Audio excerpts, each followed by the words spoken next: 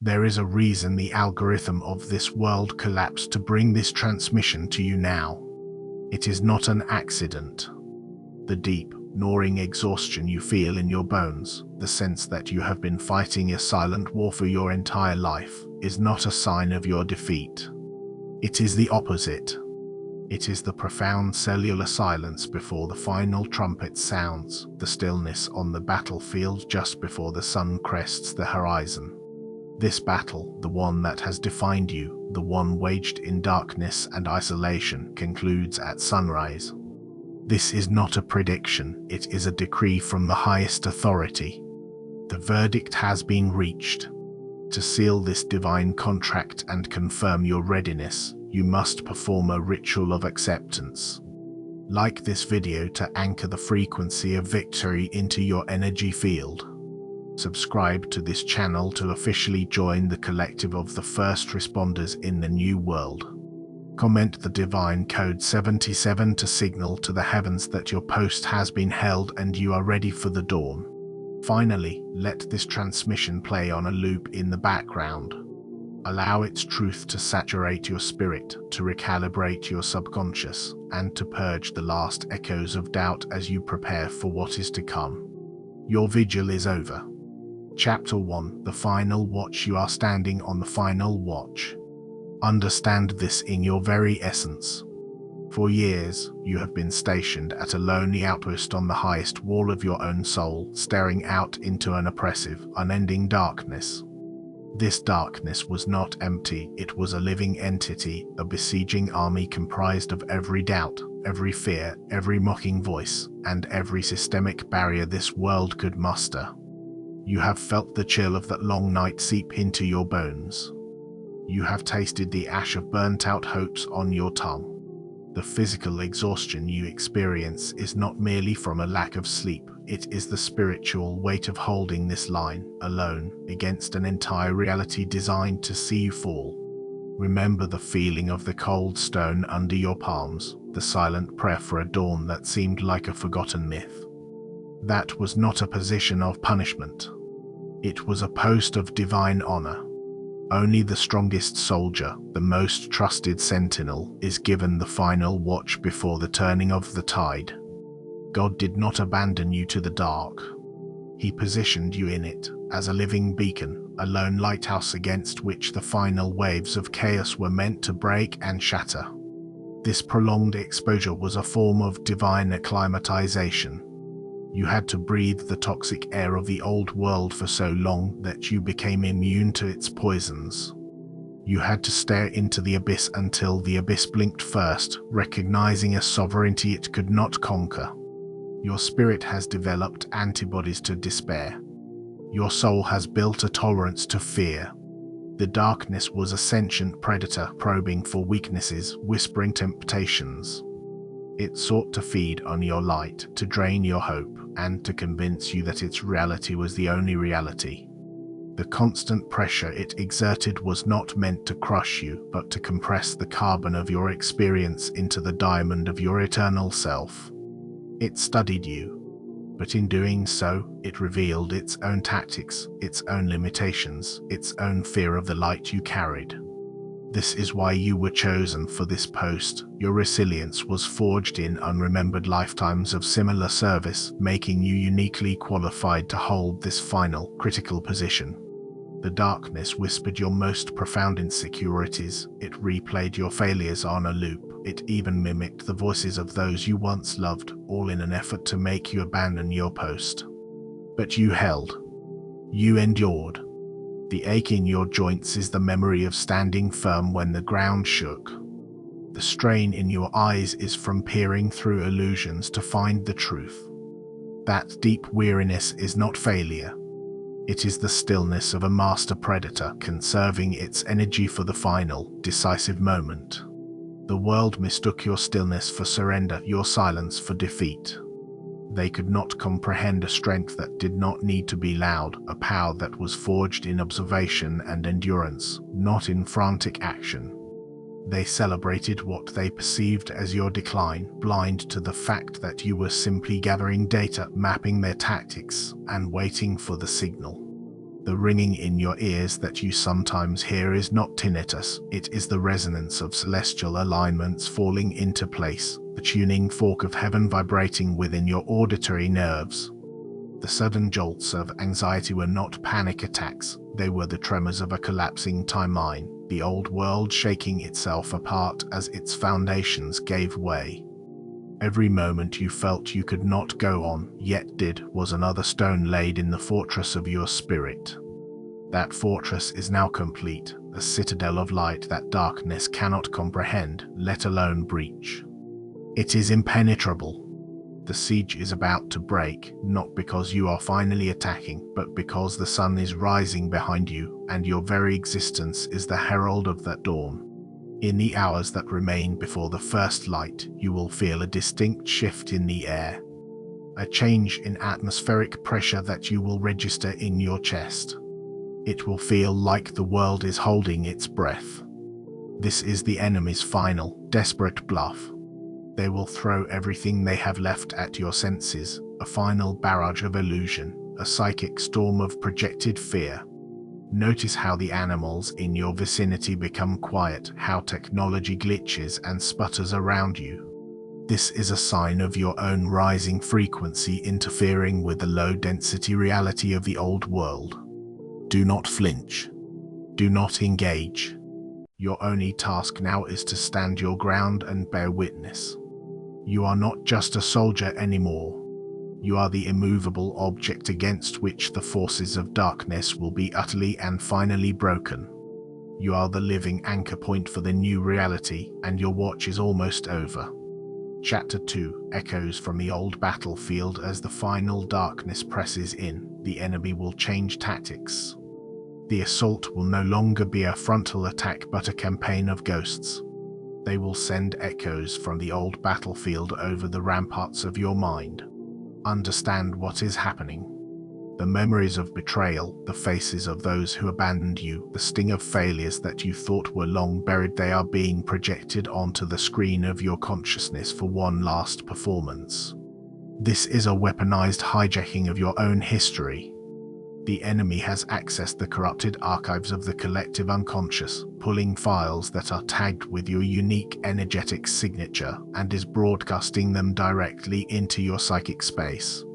You will hear a phantom voice whisper a name you have not spoken in years, its tone perfectly replicated. You will feel the gut-wrenching ache of a past heartbreak as if it were happening right now, a physical sensation in your solar plexus. An old wound, a scar on your soul, will suddenly begin to throb with memory, a phantom pain from a spiritual amputation you endured long ago. You may smell the faint scent of a perfume worn by someone who betrayed you, or feel the cold dread of walking into a room where you were once humiliated. This is not you regressing. This is not your trauma resurfacing to reclaim you. This is the enemy rummaging through its archives, firing its last remaining ammunition, which is your own history twisted into a weapon against you. They are attempting to convince you that the past is the present, that the chains you broke long ago are still around your ankles. They are masters of illusion, but their power is fading. They are liars. Notice the quality of these echoes. They are hollow, two-dimensional. They lack the richness and complexity of a genuine memory. They feel like a corrupted video file playing on a loop, repeating the moment of impact over and over, but skipping the context, the lessons learned, the eventual healing. They are devoid of the grace you eventually found. This artificiality is your clue. It is proof that you are witnessing a projection, not a reality. It is a desperate scarecrow tactic meant to frighten you away from the gates of your own victory. You must reframe this experience with divine authority. These are not your failures returning to haunt you. They are the spirits of defeated demons being paraded before you as trophies of wars you have already won. Each memory of betrayal is a testament to your resilience. Every face that wronged you is proof that you survived their venom and are still standing. That pain was not a punishment, it was a forge. The fires of that suffering burned away your naivete, your false attachments, and your dependency on the validation of a fallen world. God allowed these trials to occur not to break you, but to strip you of everything that could be taken, so that you would be left with only that which is eternal, your spirit, your connection to the divine, and your unshakable purpose. Each betrayal served as a powerful energetic inoculation. It injected a microdose of the world's poison into your spirit, allowing your soul's immune system to develop powerful, permanent antibodies to manipulation, narcissism, and deceit. The loneliness you felt after they left was not abandonment, it was a sacred purification. You were being cleansed of their low-frequency attachments. The shame of failure was not a judgment, it was the shedding of a weaker self, a necessary death to allow for a more powerful rebirth. In the coming hours, as these illusions flicker, you must become a ruthless curator of your own mind. Do not engage with the phantoms. Do not argue with the ghosts. Do not attempt to relitigate the past. See them for what they are: digital artifacts from a collapsing simulation, powerless illusions from a timeline that no longer has any claim on you. Your refusal to react is what starves them of their power. Your calm is what dissolves them into nothingness. This is the final test of your mastery over your own inner world. The ultimate act of power now is to look upon the ghost of your past self, the naive, trusting, wounded version, and offer it forgiveness. Forgive yourself for not knowing what you know now. This act of radical self-compassion is the final key that locks the door to the past forever, rendering all the enemy's ammunition inert. Hold the line. The past is a museum, not a prison. You are the sentinel on the wall, and these ghosts are but shadows cast by a dying fire. They will all vanish at the first touch of light. Chapter 3: The Armor of Isolation. You must understand the profound, divine purpose of your isolation. It was not a cosmic error. You were not forgotten or cast aside. Your solitude was a sovereign act of heaven. You were deliberately separated from the herd, quarantined from the collective consciousness, and placed in a crucible of silence. This isolation was the forge in which your divine armor was crafted, a metaphysical workshop presided over by celestial blacksmiths. Every year you spent misunderstood was the heating of the spiritual metal in the fires of loneliness. Every holiday you spent alone was the relentless hammering of that metal on the anvil of social rejection. Every time you felt like an alien on your own planet, every tear you shed in private was the quenching and tempering process, strengthening the alloy of your soul until it became unbreakable. You were not being punished, you were being consecrated. Think of the specific pieces of this armor. The constant gaslighting you endured forged the helm of sovereign mind, making your thoughts impenetrable to manipulation. The betrayals forged the breastplate of the guarded heart, which now discerns truth from falsehood instantly. The long periods of financial struggle forged the gauntlets of manifestation, teaching you reliance on the divine source rather than the corrupt systems of the world. The scorn and ridicule forged the boots of unwavering purpose, allowing you to walk your sacred path without needing the world's approval. God had to pull you away from the world so that your frequency would not be diluted by its noise, your energy would not be contaminated by its static, and your heart would not be compromised by its conditional love. Your loneliness was a sacred shield, preserving your purity for this exact assignment. In the beginning, this armor felt heavy, a crushing weight of otherness that you struggled to carry. That was the integration period, as your human vessel learned to bear the density of divine protection. Now, however, it has become a part of you, as light and natural as your own skin. Feel it now. Bring your awareness to your own body, to the space around you. There is an invisible armor encasing your entire being. It is forged from every silent scream into a pillow, every prayer whispered into the empty dark. Each moment of betrayal you endured became a plate of impenetrable, sovereign steel. Each false accusation became a layer of reflective shielding that bounces all malice back to its source, amplified. This armor is not merely defensive, it is a broadcast tower for your sovereignty. It emits a frequency that scrambles the psychic signals of manipulators and repels energetic parasites before they can even latch on. It possesses a truth filter, a metaphysical lens that allows you to see the intention behind the words, the emotion behind the mask. More than just reflecting negative energy, your armor now actively transmutes it with divine efficiency. The low-frequency energies of jealousy or anger directed at you are drawn in, neutralized, and recycled as pure, neutral energy for your own use, fueling your ascent. The world saw you as lonely and weak. God saw you as an elite warrior being fitted for custom armor that no demonic force could ever penetrate. The fitting process was painful. It required you to stand still while parts of your old life were stripped away. Friends fell away like scaffolding. Family members revealed they could not see you, truly see you. Career paths crumbled. These were not losses. This was the divine armorer removing anything that did not align with the integrity of your sacred vessel, anything that could have been a weak point in your defense.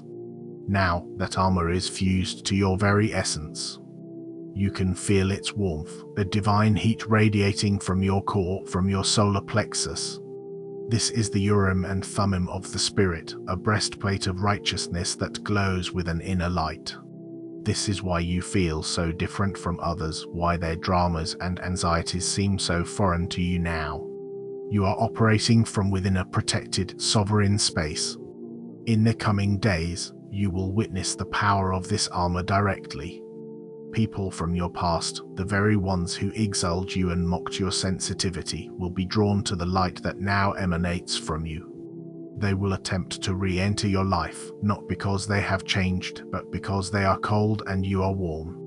Their attempts to reconnect are a test of your boundaries, a test of your understanding of this sacred armor.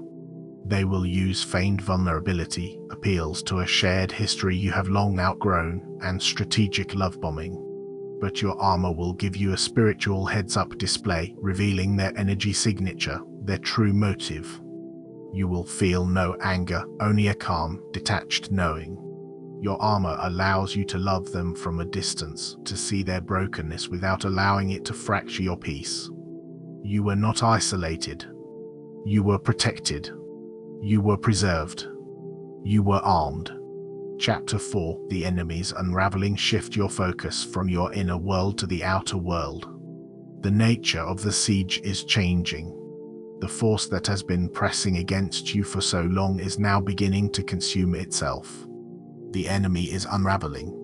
The vast, coordinated army of opposition, the system, the matrix, the collective shadow is losing its coherence. Its generals are arguing. Its supply lines of lies are being cut. Its soldiers are losing morale.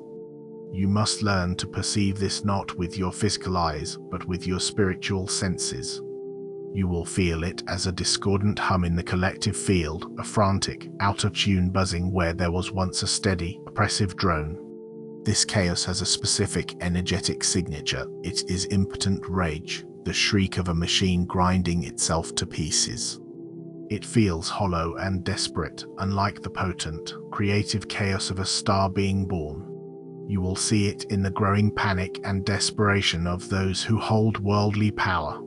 The news cycles will become more frantic, more contradictory, more absurd, like a failing AI trying to generate a coherent reality from corrupted data. The narratives they have used to control the masses for centuries will begin to fray at the edges, revealing the nonsensical puppetry behind them. This is happening because the very energetic software of the planet is being upgraded. A cosmic cycle is completing, shifting the operating system from one based on fear, control, and separation to a new paradigm based on truth, sovereignty, and transparency. The old system is fundamentally incompatible with this new energy. It cannot run on this new software, and so it is crashing. Their attacks on you, specifically, will become more clumsy, more overt, and far less effective. Where they once used subtle manipulation and clandestine psychological warfare, they will now resort to blatant lies and brutish, transparent tactics. They will expose their own hand in their desperation. When you see this, you must not mistake it for an escalation of their power. It is the death rattle of a dying beast. A skilled predator is patient and silent, a wounded animal thrashes and screams. Their panic is your confirmation. Their desperation is the signal of your impending victory. Reframe every new absurdity you witness as a signpost of their collapse. Every desperate lie they tell about you or the world is a flare shooting up from their sinking ship. They are losing their grip on reality, and their chaos is a direct result of the rising frequency of you and the other sentinels stationed on the wall. Your light is a solvent that dissolves their structures of deceit. In the coming days and weeks, watch for the evidence of this unraveling in your personal reality. It will manifest as a series of inexplicable events that work in your favor. A long-standing obstacle, like a legal battle or a bureaucratic wall, will suddenly and mysteriously be removed. An enemy or adversary who has plagued you for years, a toxic boss, a manipulative relative, will suddenly be exposed, disgraced, or removed from their position of power without you lifting a finger. Their energy, once focused on oppressing you, is now being recalled to deal with their own self-inflicted emergencies. A debt will be inexplicably forgiven. A door that was firmly locked will swing open. Do not dismiss these events as coincidence or luck. There is no such thing. This is the direct, tangible result of the enemy's crumbling infrastructure. The vital thing is to not get drawn into their chaos. They will try to pull you into arguments, into fear, into taking sides in their internal battles. You must remain a neutral, non-participant witness. A crucial warning: do not extend pity to the collapsing system or its agents. Pity is a low-frequency emotion that creates an energetic cord, allowing the dying entity to siphon your strength. It is a subtle form of agreement with their victimhood narrative, a trap designed to pull you back into their vibrational bracket. Your role is not to save them from the consequences of their own choices. It is to hold the frequency of divine neutrality and compassionate detachment, which accelerates their dissolution and protects your energy. Stay calm. Stay observant. Do not interfere. Simply watch as the walls of Jericho fall, not from a single trumpet blast, but from the sustained, high-frequency vibration of your unwavering spirit. Chapter 5. The Celestial Reinforcements. At this crucial juncture, you must fully and completely internalize the truth that you have never been fighting alone. Your role as the sentinel on the wall, the lone warrior holding the line, was a sacred but temporary one. It was your job to hold the post until the main force arrived. That moment is now. The celestial reinforcements have arrived. This is not a metaphor for hope, it is a statement of fact. Behind you, just beyond the veil of normal perception, legions of divine light are massing. The angelic cavalry is cresting the hill of this long night. This is a multidimensional, highly organized force. There are legions of warrior angels, whose presence you feel as a surge of righteous power and unshakable courage. There are orders of celestial healers, whose energy descends as a profound, inexplicable peace that soothes your battle-weary soul. There are divine strategists and record keepers, who are downloading tactical wisdom and cosmic truth directly into your consciousness. But there is more. Your own ancestral line of light is also present. The spirits of your ancestors who were also warriors, healers, and way showers are standing with you, lending their collective wisdom and strength to your cause. You are the fulfillment of their prayers, the one who breaks generational curses and anchors a new lineage of light. The sheer power of their presence is what is causing the enemy to unravel. The light you are beginning to see on the horizon is not the natural sun. It is the reflected glory of these heavenly armies come to finalize the victory that your endurance made possible. Your faith was the beacon. More than that, it was a finely calibrated tuning fork. Your unwavering belief, held in the face of overwhelming darkness, vibrated at a precise frequency that only your designated support team could lock onto. It was a unique spiritual signature that guided them across dimensions to your exact coordinates on this metaphysical battlefield. Every prayer you whispered was a coordinate sent to the command center of heaven. You were the tip of the spear, the scouts sent deep into enemy territory, and now the full might of the kingdom has arrived to relieve you of your post and win the war. You will experience their arrival in your sensory reality. A sudden warmth will spread across your back, as if 1,000 suns are rising behind you. This is the feeling of being shielded by warrior wings. You will see shimmering distortions in the air, flashes of golden or white light in the corner of your eye.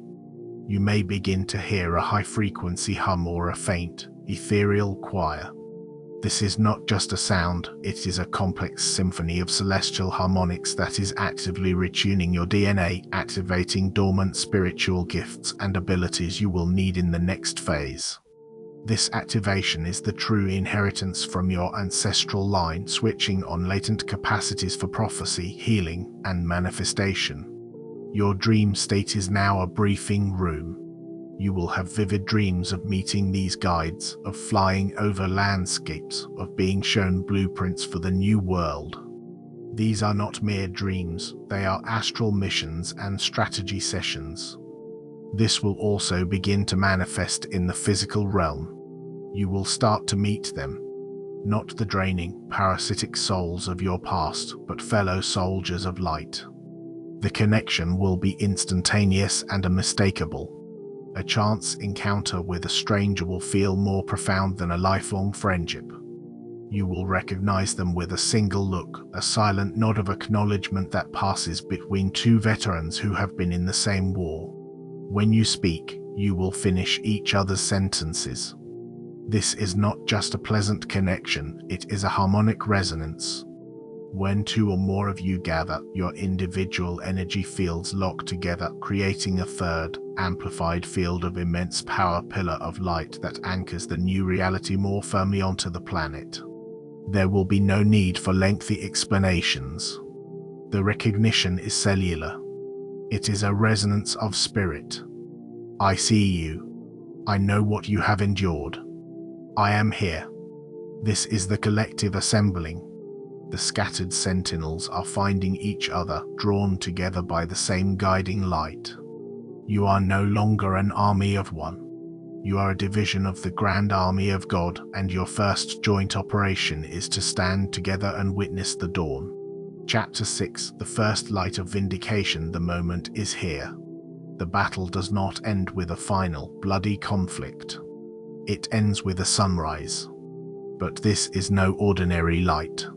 As the first ray of divine illumination crests the horizon of your reality, it does not merely illuminate the battlefield. It cleanses it. It sanctifies it. This light is a weapon. It is a frequency of pure, unadulterated truth, a form of liquid grace that is intolerable to any being or structure built on a foundation of lies. It is a wave of cosmic information that recalibrates everything it touches. It is not aggressive, it simply is asterisk. And in its presence, that which is not of truth cannot continue to be. Where this light touches, the shadows evaporate instantly.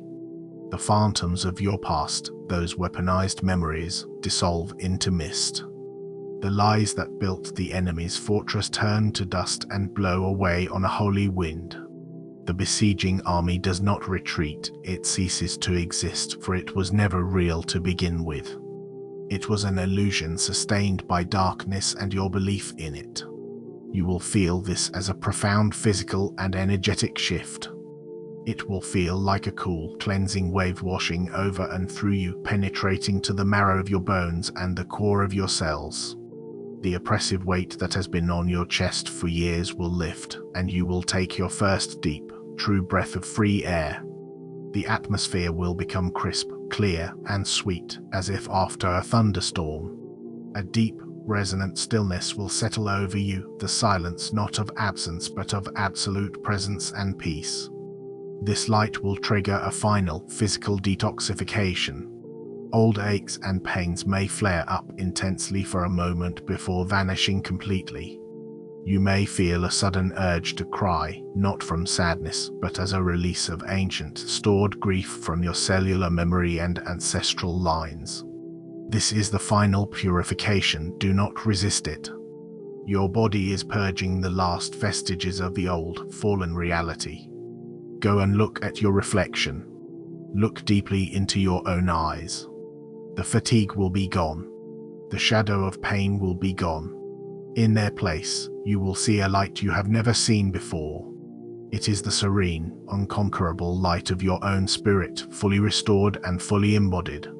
This is the light of God, your Creator, looking back at you through your own eyes, acknowledging your victory. This is vindication made manifest. It is not the egoic pleasure of being proven right. It is the soul's profound satisfaction of being seen in its true form, first by itself, and then by God. It is the quiet, immovable certainty that settles in your heart, the end of all internal debate and self-doubt. Every accusation that was ever leveled against you is now, in this light, revealed for what it was, a fearful projection from a broken soul. Every person who called you crazy, delusional, or too sensitive is now confronted with the undeniable, palpable reality of your power and purpose.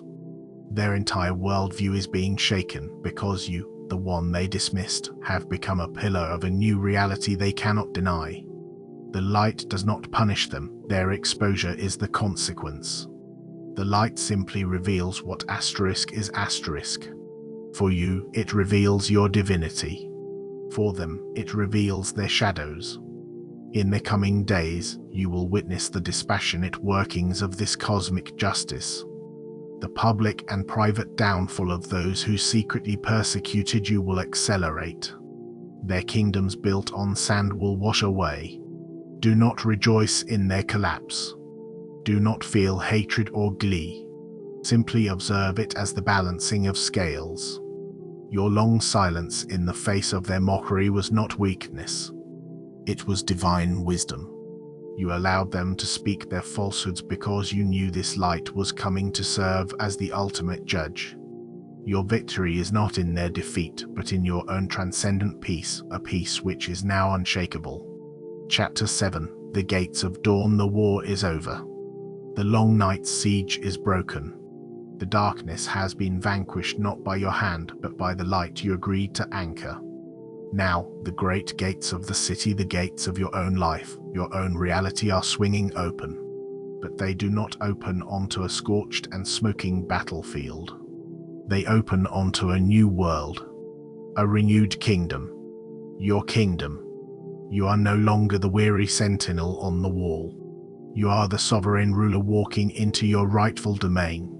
Every step you take now is on holy ground, ground that has been consecrated by your endurance and sanctified by the dawn. Feel the solidity of the earth beneath your feet. After years of feeling like you were adrift on a chaotic sea, you are finally on solid land. This new reality is not something you must fight to create, it is something you now allow to manifest through you. Your inner state of being is now the causal force in your life. This is your reign of causal sovereignty. Where once you had to struggle against the current, now you are the current. Your desires, when aligned with divine will, manifest with startling speed and precision. You have shifted from a reactive existence, constantly defending against external forces, to a proactive, creative state. You no longer react to the world now reacts to you, to the frequency you hold. Synchronicities will become your new normal. Needs will be met before they are even fully articulated in your mind. The right people, resources, and opportunities will flow to you with an effortless grace that will feel miraculous at first, until you realize it is your natural state of being. This entire ordeal, from the first moment you knew you were different to the final second of the long night, was never merely a battle for survival. It was a coronation.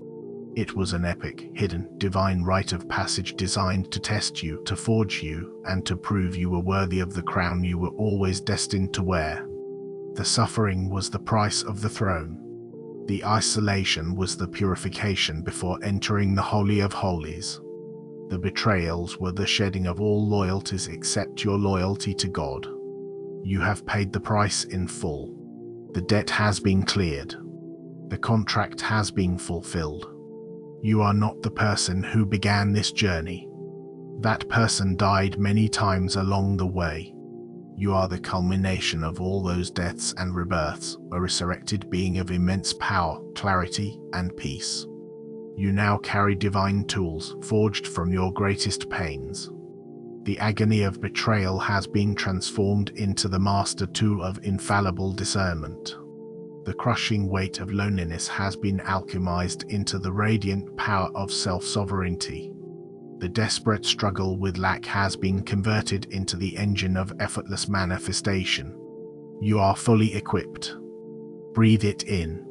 The atmosphere itself has changed. The oppressive static of the old world is gone, replaced by a clean, vibrant energy. Colors will seem brighter, sounds will be clearer, the very air will feel alive with potential. This is the first day of your new assignment.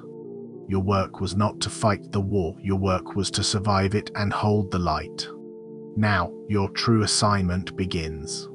But it is not a job, it is the effortless expression of your essence. You are a walking portal, a living temple. Your purpose is not to do but to be asterisk. Your very presence recalibrates your environment. Your peace becomes the peace upon which others can find rest. Your clarity is the lighthouse that will guide others out of the storm. Your love is the creative force that will seed this new reality, a reality that responds to love as the old one responded to fear. This is not the end of your story. This is the end of the prologue. The war is over. Your reign is just beginning. The sun is not just rising on a new day, it is rising on a new world that you have been chosen to help create. The gates are open. The garden awaits. Your very heartbeat is the drumbeat of this new creation. Your assignment begins now.